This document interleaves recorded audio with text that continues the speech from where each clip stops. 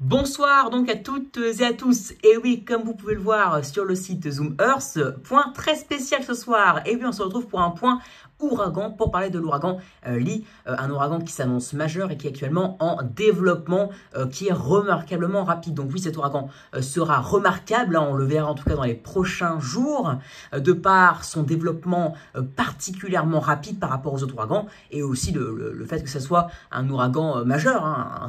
C'est pas tous les jours que nous avons des ouragans qui devraient atteindre la catégorie 5 avec des rafales qui pourraient dépasser les 250 km/h.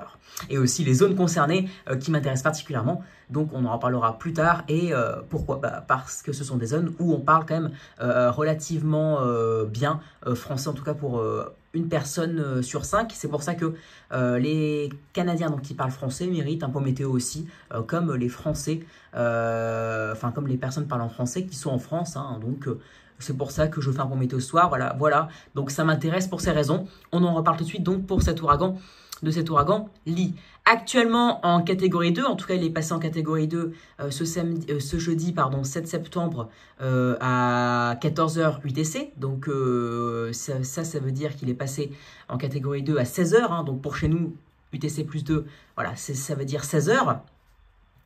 Il était en catégorie 1 encore ce matin, donc ça prouve bien son développement hyper rapide, hein, 130 km/h à 10h, il est passé donc à 165 km/h ce jeudi à 16h, et surtout l'intensification remarquable qu'on attend dans les prochaines heures, hein, actuellement. D'ailleurs, alors ça s'est pas encore remis à jour, hein, car c'est tous les 12 heures que ça se met à jour. Voilà, les prévisions, c'est 12 heures par 12 heures. Mais actuellement, je pense qu'on a peut-être dû atteindre la catégorie 3, ou qu'on va l'atteindre d'ici peut-être 1-2 heures, hein, parce que vu le développement, voilà, ce vendredi à 4 heures du matin, l'ouragan sera en catégorie 4, cet ouragan Lee, avec des rafales à 215 km/h.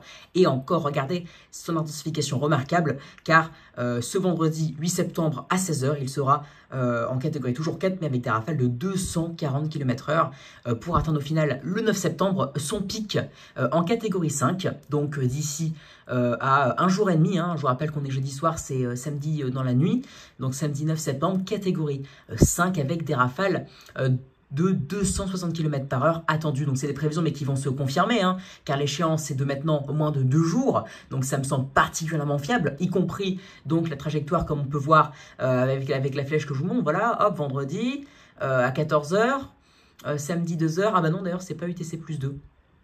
Bref, donc peu importe, donc c'est cet après-midi, dans la nuit, ensuite samedi dans la nuit, il passe en catégorie 5, voilà, demain après-midi en catégorie toujours 4, mais avec des rafales qui passeront à 240 km/h, donc oui, honnêtement, c'est assez remarquable son développement particulièrement rapide, et cette trajectoire, voilà, c'est fiable encore jusqu'à 4-5 jours à peu près, ensuite c'est moins fiable, mais on va en parler, hein, ça s'annonce quand même particulièrement important. Donc voilà, un ouragan comme ça, un ouragan de catégorie 5, dont je rappelle c'est un ouragan qui est catastrophique, hein, qui donc forme qui provoque les dégâts les plus intenses possibles, les plus désastreux possibles si je puis dire. Donc hop, on dézoome, voilà, donc on peut voir quand même qu'il y a pas mal d'ouragans, hein. Donc voilà, l'ouragan Lee c'est lui, hein, bien entendu. Hein, il y en a 4 là. Ah d'ailleurs il y en a un autre en catégorie voilà, Jova. Bon il touche pas les terres, hein, mais voilà, il y en a d'autres. Alors Lee, donc catégorie 5. Ensuite donc qu'est-ce qui pourrait se passer? Donc les rafales de vent pourraient diminuer ensuite au fur et à mesure, certes avec une trajectoire qui va donc se diriger vers les États-Unis, hein, mais en fait ça va rester toujours assez loin des côtes. C'est pour ça par exemple que les Caraïbes, voilà, il y a quelques jours on a peut-être pu avoir peur par rapport aux prévisions parce que les scénarios n'étaient pas encore confirmés, et donc vous voyez par exemple un ouragan s'approcher des Caraïbes, et là ça aurait causé de graves dégâts. Mais là il restera donc, on va zoomer un peu, il restera quand même assez relativement loin, hein, mes chers amis, voilà, on va dire à plusieurs centaines de kilomètres voilà, des îles et des côtes.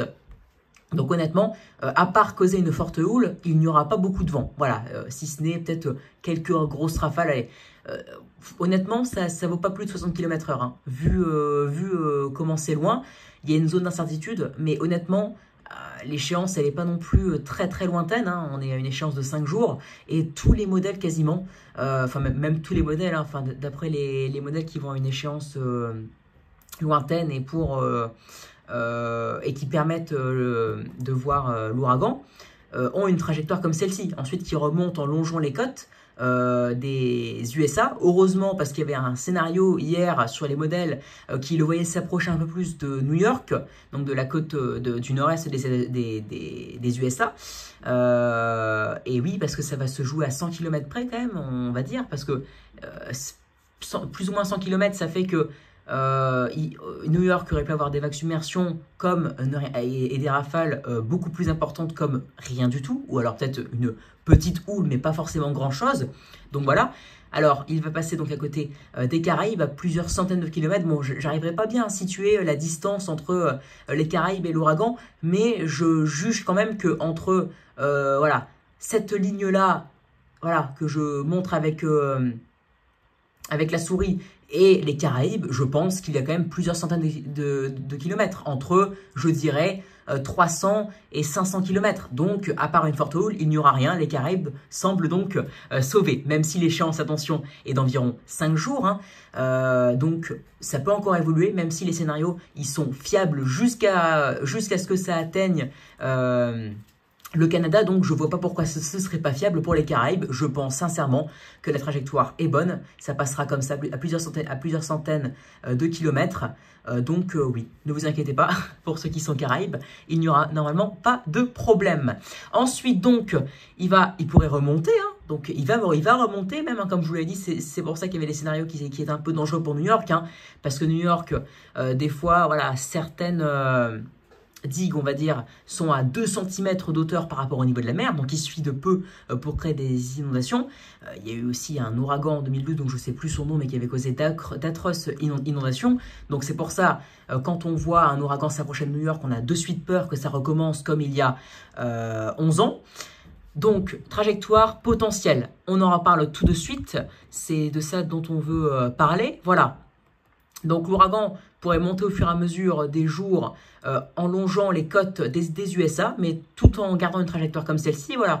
Ce que je vais vous montrer avec ma souris tout de suite, c'est la prévision la plus probable. Regardez, hop, comme ça, voilà, hop, hop, ça monte, donc ça reste assez loin de New York, hein, plusieurs centaines de kilomètres, entre 300 et 500. Ensuite, bon, on peut croire que ça va se rapprocher de l'extrême nord-est des USA. Voilà, mais en fait, ça restera plutôt cantonné ici, donc à plusieurs centaines de kilomètres. Mais là où par contre ça va toucher, se rapprocher puis toucher, c'est Terre-Neuve. Terre-Neuve, voilà.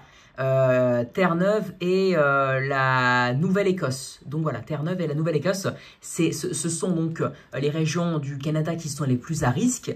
Les régions d'ailleurs, par exemple pour Terre-Neuve et la Nouvelle-Écosse, je pense qu'ils sont à plus de 10% à maîtriser le français. Donc ces personnes-là pourront aussi trouver mon point météo et avoir de belles informations comme vous, en France, vous avez des informations sur les modèles météo par rapport aux tempêtes prévues ou je ne sais quoi, ou la neige, etc.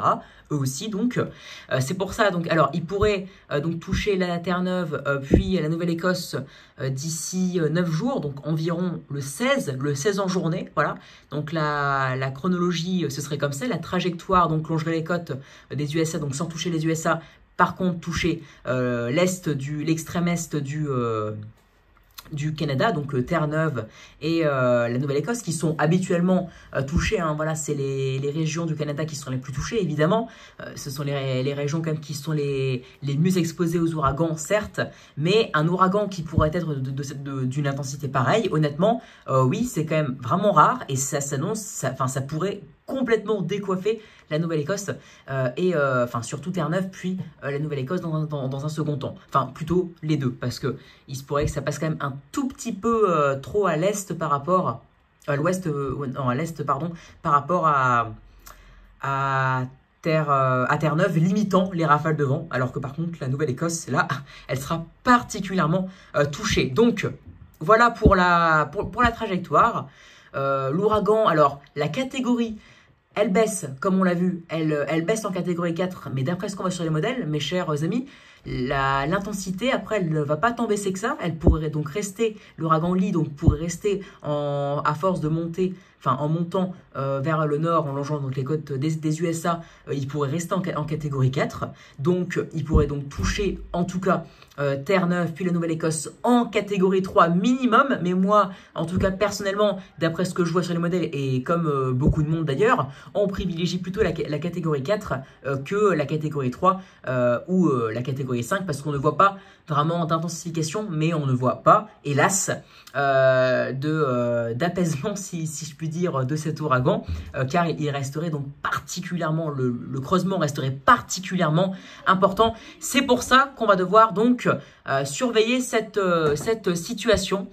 Donc voilà, on va suivre la chronologie d'ici ces prochains jours. De toute façon, là, dans 5 jours, il va passer à côté des Caraïbes. Ensuite, donc dans 5 jours, il restera 4 jours pour qu'il monte et qu'il aille attaquer la Terre-Neuve et la Nouvelle-Écosse. Donc, quand il aura atteint les côtes, enfin, l'Est, le nord-est pardon, des Caraïbes à plusieurs centaines de kilomètres, il restera donc 4 jours d'échéance avant que ça atteigne la Nouvelle-Écosse et Terre-Neuve. Donc il mettra 4 jours pour longer toutes les côtes, si je puis dire, des USA. Voilà, en gardant une catégorie comme ça, 4 a priori, et une trajectoire qui paraît fiable et qui est fiable depuis hier. Donc voilà, mes chers amis, pour ce point ouragan, on en reparlera ces prochains jours. Et oui, il pourrait donc causer de nombreux dégâts, un ouragan quand même assez historique si jamais il venait à frapper Terre-Neuve et la Nouvelle-Écosse en catégorie 4. Hein. Donc ce sera fortement à suivre. Beaucoup parlent français là-bas, une personne sur 5 environ, comme je vous l'avais dit. Donc j'espère toucher un maximum de monde pour prévenir si jamais il se confirmait en catégorie 4. Voilà pour ce point ouragan, j'espère qu'il vous aura plu. Très bonne soirée à tous, abonnez-vous, likez, partagez et n'hésitez surtout pas à me donner des idées pour mes futures vidéos. Grande prudence en tout cas pour les gens qui habitent là-bas. Attention, enfin, n'ayez pas peur pour ceux qui habitent aux Caraïbes, si vous m'écoutez, si certains m'écoutent. À part une forte houle, rien de spécial. Les seules régions qui sont pour l'instant concernées, ce sont la Nouvelle-Écosse, enfin Terre-Neuve, puis la Nouvelle-Écosse avec un ouragan potentiellement très très dangereux avec une catégorie qui ne baisserait pas, qui restera en catégorie 4 et catégorie 3 dans le meilleur des cas a priori. Donc catégorie 3, ça reste quand même un ouragan, donc pas majeur certes, mais un ouragan quand même dévastateur. Hein, catégorie 3, c'est des rafales comprises je crois entre 169 et 209 ou quelque chose comme ça. Voilà, mais entre 170 environ et 200 et quelques. Allez, bonne soirée à tous, ciao, et c'est à suivre. D'ailleurs, petite parenthèse, Hurricane Center, donc à peu près la même, voilà, ça a la même trajectoire, etc., etc. Donc c'est pour ça, Zoom Earth, c'est le meilleur site pour suivre en direct, car la trajectoire est bonne et on voit le développement en direct. Voilà, on voit voilà les nuages, voilà les nuages satellites. Donc c'est un merveilleux site. Allez, ciao.